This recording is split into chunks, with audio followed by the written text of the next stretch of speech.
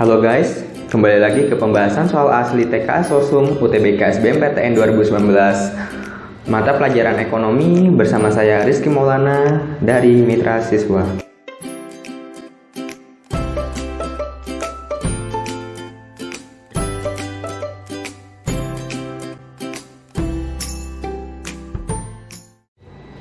Oke, sebelum melanjutkan video ini, kalian bisa mendownload soal-soalnya terlebih dahulu pada bagian deskripsi. Kalian bisa mengerjakannya dahulu dan mengkoreksi hasilnya melalui video ini. Oke, komposisi materi tes kemampuan akademik Sosum UTBK 2019 memiliki 5 mata pelajaran, yaitu matematika, sejarah, geografi, sosiologi, dan ekonomi. Di mana pada setiap satu mata pelajarannya kalian hanya memiliki waktu selama 18 menit. Dan setiap pelajaran memiliki 20 soal. Jadi, setiap satu soal kalian hanya memiliki waktu kurang dari 1 menit. Karena apabila kalian mengerjakannya lebih dari 1 menit, maka kalian tidak akan dapat mengerjakan semua soalnya di dalam waktu yang diberikan. Kita mulai dengan soal nomor 1. Asri mendirikan Agradaya dengan tujuan untuk meningkatkan kesejahteraan dan keterampilan para petani. Hal ini menunjukkan motif ekonomi karena dorongan. Oke, sebelumnya motif ekonomi adalah dasar atau dorongan seseorang untuk melakukan kegiatan ekonomi. Pada dasar teorinya, motif ekonomi memiliki 5 dorongan, yaitu 1. Motif dalam memenuhi kebutuhan.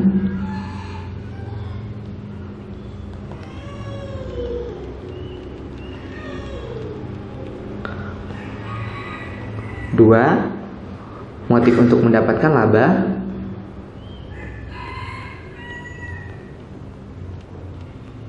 3. Motif untuk mendapatkan kekuatan atau kekuasaan ekonomi.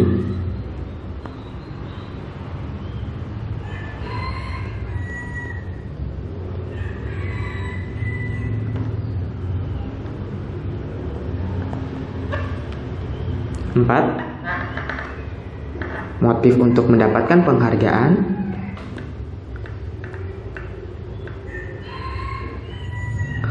5. Motif sosial. Nah, pada soal yang digarisbawahi adalah Asri mendirikan Agradaya untuk meningkatkan kesejahteraan dan keterampilan para petani. Kita lanjut ke jawabannya. Yang A, keinginan untuk meningkatkan kemampuan. Di sini kurang tepat karena di sini Asri meningkatkan kesejahteraan dan keterampilan para petani dorongannya. Jadi di sini salah. Terus yang B, keinginan mendapatkan penghargaan juga kurang sesuai. Keinginan memberikan manfaat bagi negara juga di sini kurang tepat karena tidak ada yang berkaitan dengan negara. Keinginan menjadi makmur lebih bersifat individu. Sedangkan yang E, keinginan menolong sesamanya. Nah, jadi Asri mendirikan Agradaya untuk meningkatkan kesejahteraan dan keterampilan para petani. Di sini yang digarisbawahi adalah kesejahteraan.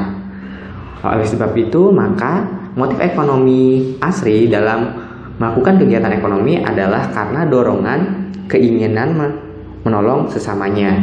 Digarisbawahi pada kata meningkatkan kesejahteraan dan keterampilan para petani. Nomor 2, perantara atas namanya sendiri dan ikut bertanggung jawab atas tindakan yang dilakukan dalam mengadakan perjanjian jual beli dengan menerima komisi adalah.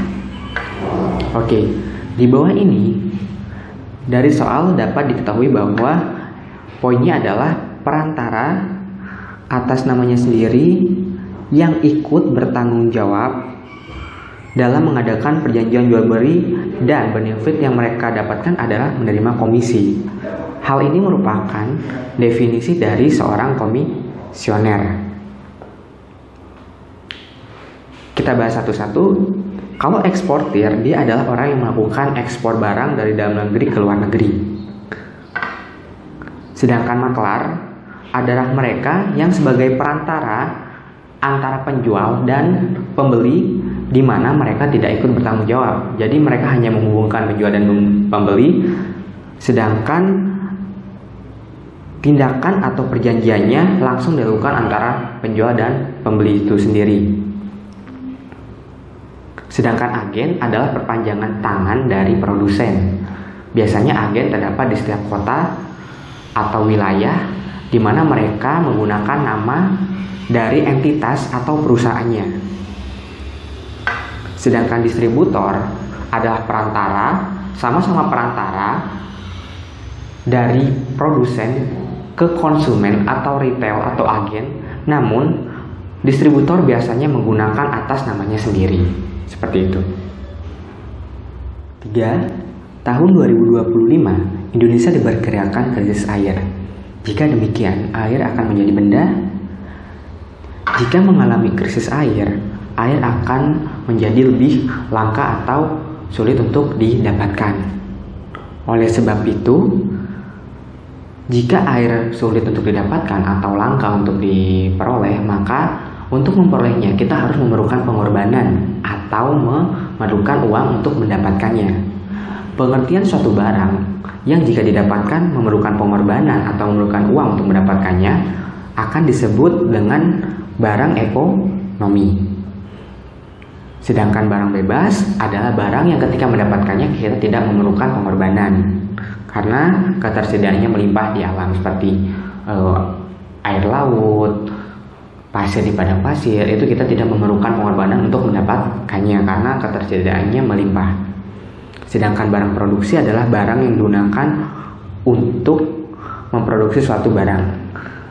Substitusi adalah benda yang saling menggantikan, yang memiliki fungsi yang sama. Sedangkan komplementer merupakan benda yang saling melengkapi di antara benda yang lainnya. Contohnya kopi dengan gula, kopi dengan teh. Mereka ketika misalkan ada barang A, mereka harus dilengkapi dengan barang B. Jadi jawabannya di sini adalah barang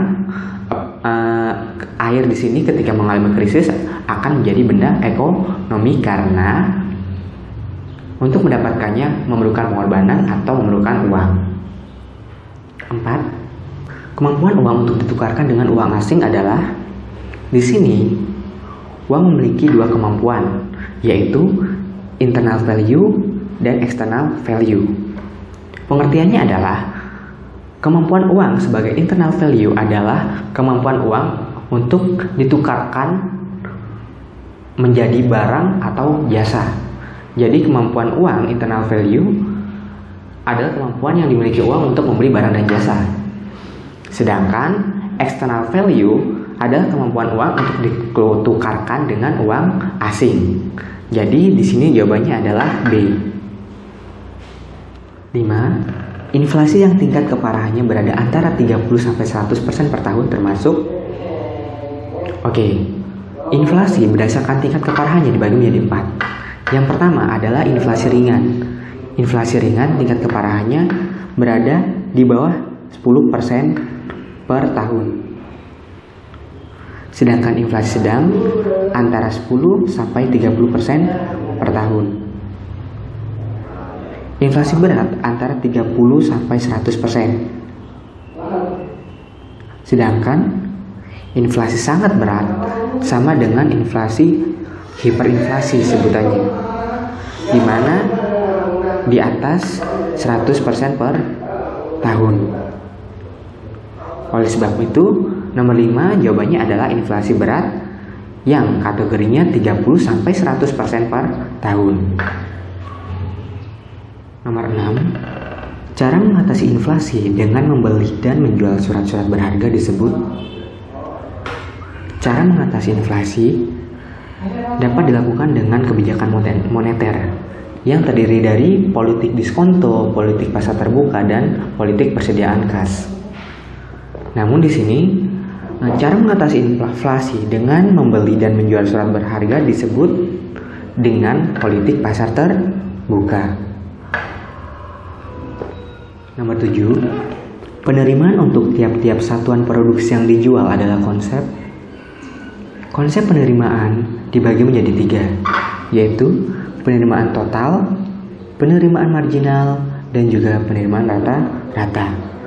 Di sini yang digarisbawahi adalah penerimaan untuk tiap-tiap satuan produksi, di mana penerimaan yang dilihat berdasarkan tiap-tiap satuan produksi adalah pengertian dari penerimaan rata-rata.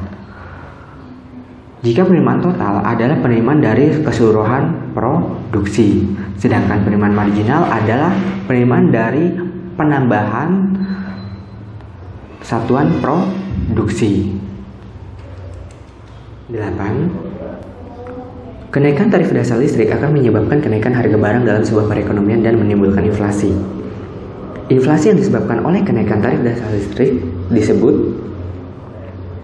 Pada soal ini, kenaikan tarif dasar listrik menyebabkan peningkatan biaya produksi bagi perusahaan karena listrik termasuk faktor-faktor produksi. Nah, akibatnya peningkatan biaya produksi tersebut akan menyebabkan perusahaan untuk menaikkan harga secara umum dan dapat disebut juga sebagai inflasi.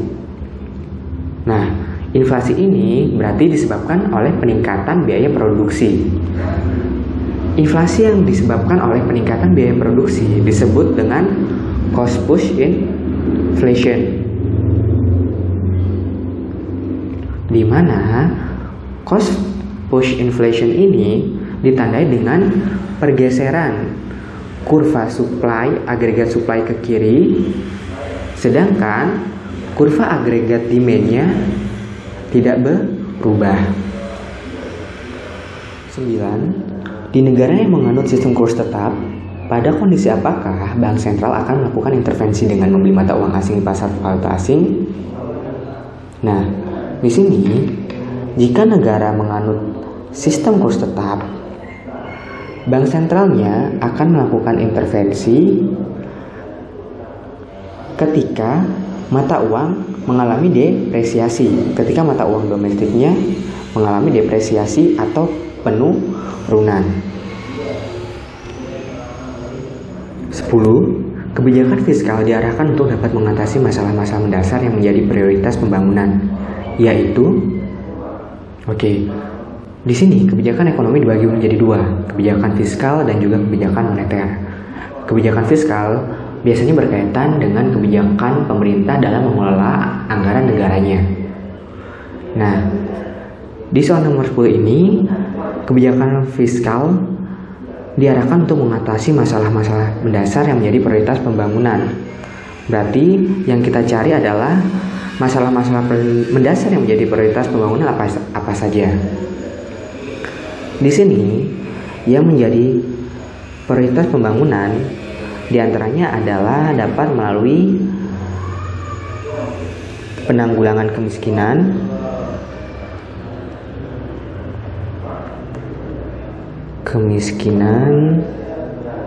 kemudian peningkatan lapangan kerja,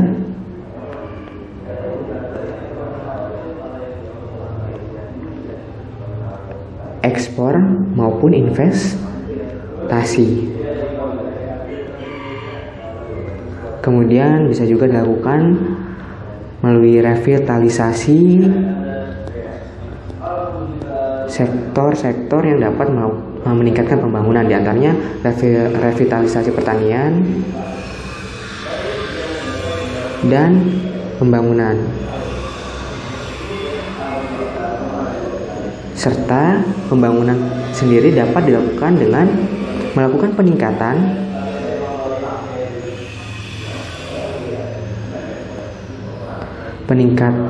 kualitas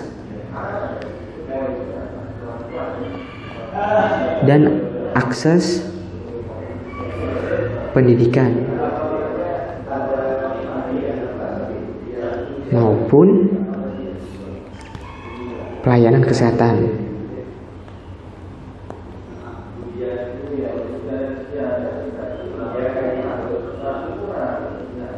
Nah, jadi prioritas pembangunan Di antaranya adalah melalui penanggulangan kemiskinan, peningkatan lapangan kerja, ekspor dan investasi, revitalisasi pertanian maupun pembangunan, dan juga peningkatan kualitas dan akses pendidikan serta pelayanan kesehatan.